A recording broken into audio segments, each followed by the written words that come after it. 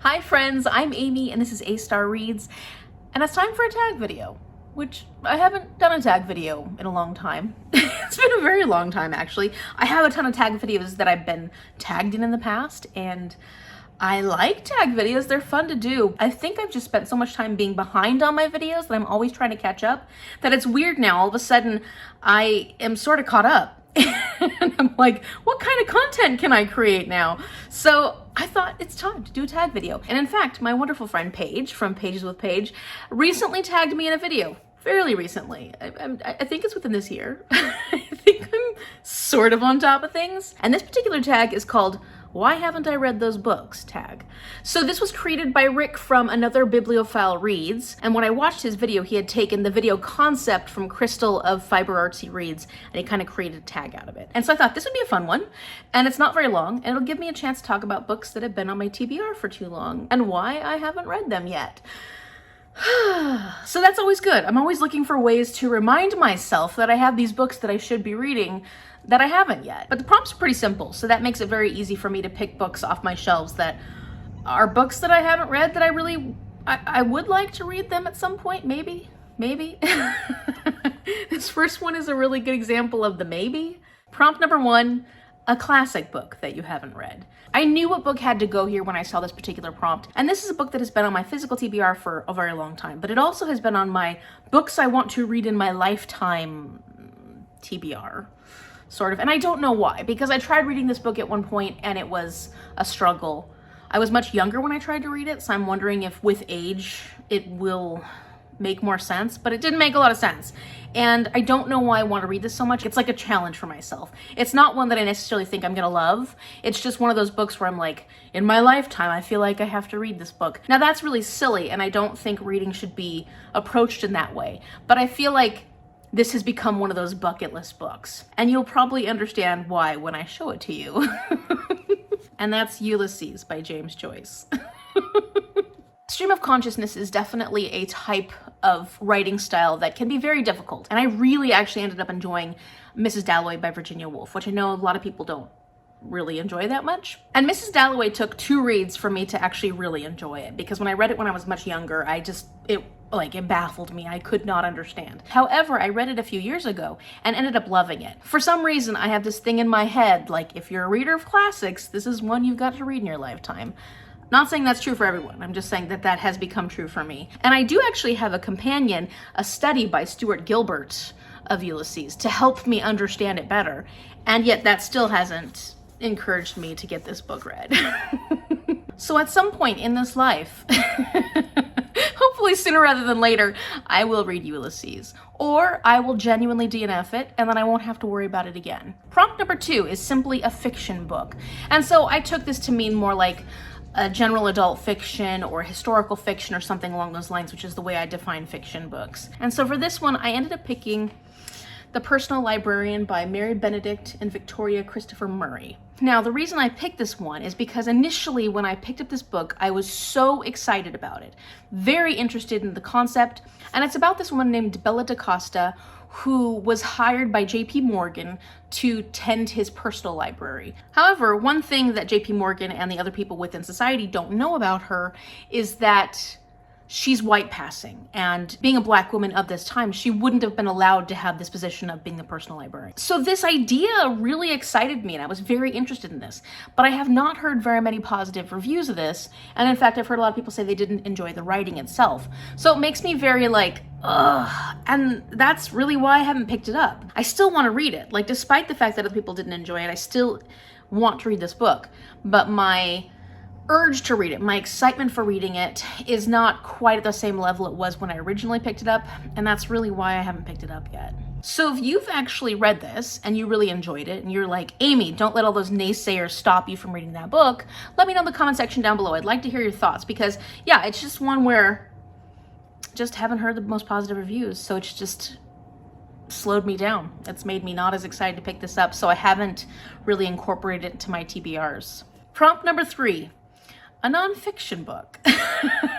And if you've been with my channel for a while, this won't surprise you in the least. It's probably one of the books that has been on the highest number of my TBRs. And I just never get to it. I never ever get to it, and I don't know why. Well, I might have some ideas, but let's first talk about it. It's Stiff by Mary Roach, and I have been wanting to read Mary Roach's works. This is The Curious Lives of Human Cadavers, so it's basically how cadavers and the use of cadavers within medicine has shaped science, has shaped a lot of things over time, over history. And this is a subject that is absolutely fascinating to me, so why haven't I picked it up? It's not even like I'm intimidated by this book. It's not very huge, and I feel like it's one of those nonfiction books that will be very easy to read. I just don't gravitate towards nonfiction as much because I'm in school at the moment, and that's a bummer because I know that I will enjoy this one. I really do want to read Mary Roach's works. I have been interested in other books of hers, but because I haven't picked up this book, I feel like I can't pick up other ones until like this. I have to read this book. And so maybe it's the pressure of knowing I have to read this book.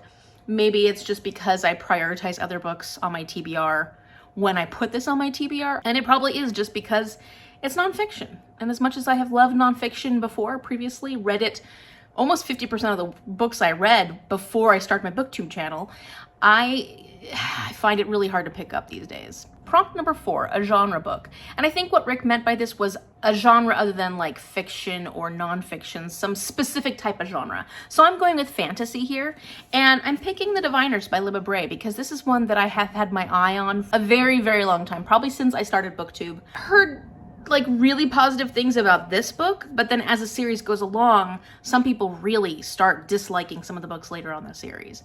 And I think that might be part of the reason why I have put it off, because you know, it is kind of a bummer to love the first book in a series and then feel like the series sort of like falls apart later on.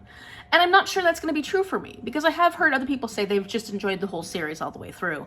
Not a lot of people. A lot of people hate that, like the one that has crows on the cover. I think that's the one that a lot of people don't like, which is, I think, the 4th book in the series.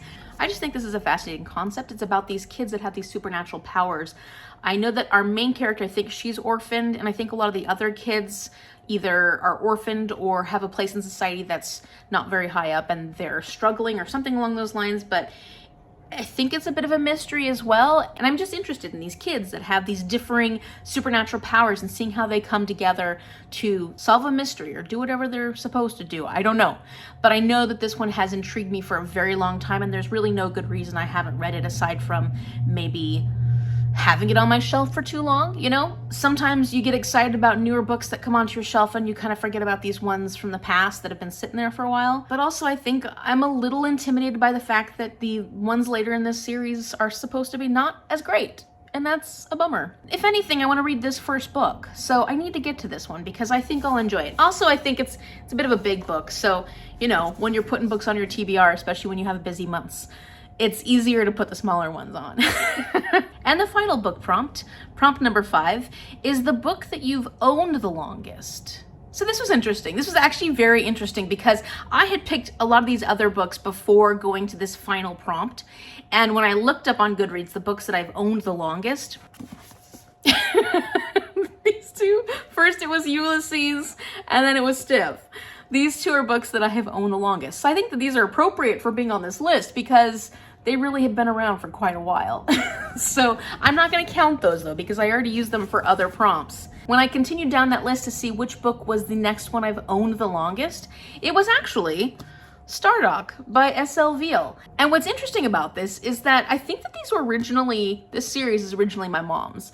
And I put it on my physical books that I've owned because we share a lot of books and she's already read this series, so I kind of kept it for myself. I feel like I was never all that interested in reading this one just because, it's an older series. I wasn't sure what it was about. It wasn't on my radar. Then I did try a chapter where, I don't remember what it was. I think it was for Mel's Roll of Reads. My friend Kim from Expedition Through Pages and I ended up doing try a chapter for that particular readathon. We did it last year, I think. If I can find that video, I will link it up here so you can check out where I did my try a chapter for this. It felt like really fun, candy sci-fi, nothing too in-depth, but just something that you could really have fun with. And there's quite a few books in this series, so I would love to read this at some point. I think the reason I haven't read it so far is because I've sort of been saving it for like a readathon or something where I just want something fun or I need kind of a palate cleanser and I want to read a book that will you know, take the edge off, you know, something that doesn't seem too difficult,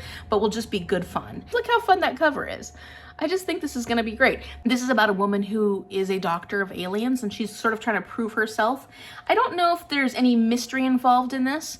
I know that she has some kind of secret, but I don't know much more except that it seems like it'll be adventurous and fun, and there was a lot of action in the first chapter of this, so I'm like, okay, let's get into it. The sixth part of this prompt is to tag some people.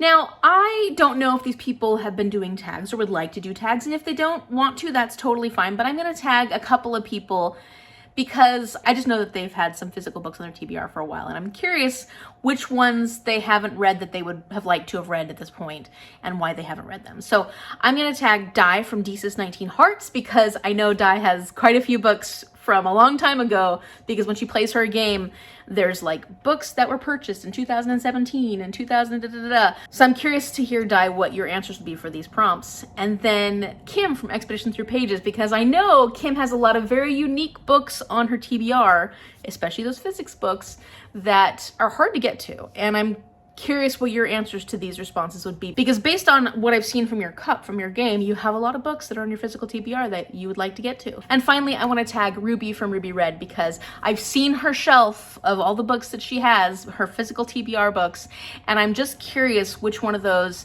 you've been putting off, Ruby. Which ones have you been putting off? Because then I know what to suggest when you play your game and you're going through certain prompts, and I could be like, oh, you need to read that one. And also, obviously, all of you were tagged. So I'd love to hear in the comment section down below what books you'd choose for these prompts and why you haven't gotten around to reading them. Are the reasons similar to mine? I don't know, maybe, maybe not. If you like this video, give it a thumbs up and subscribe so you can see what happens when I do more tags. I'm hoping to do some more tags soon. Thank you so much for watching, and I will see you later.